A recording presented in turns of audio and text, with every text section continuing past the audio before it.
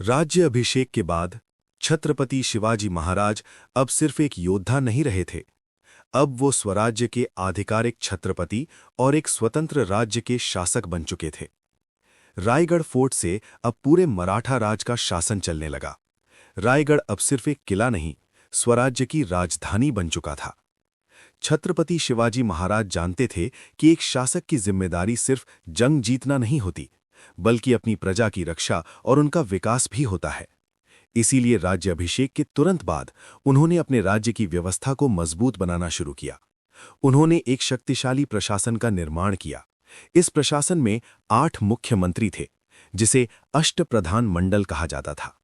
हर मंत्री की एक अलग जिम्मेदारी थी। कोई राज्य के खजाने का ध्यान रखता, कोई सेना का नेतृत्व करता और कोई न्याय और कानून की व्यवस्था संभालता। इस मजबूत प्रशासन की वजह से स्वराज्य धीरे धीरे और भी संगठित और शक्तिशाली होने लगा। छत्रपति शिवाजी महाराज ने अपनी सेना को भी नए तरीके से संगठित किया। पहाड़ी जंग के लिए छोटी, तेज और चालाक सेना तैयार की गई, जहां हर सैनिक को पता था कि कब और कैसे हमला करना है।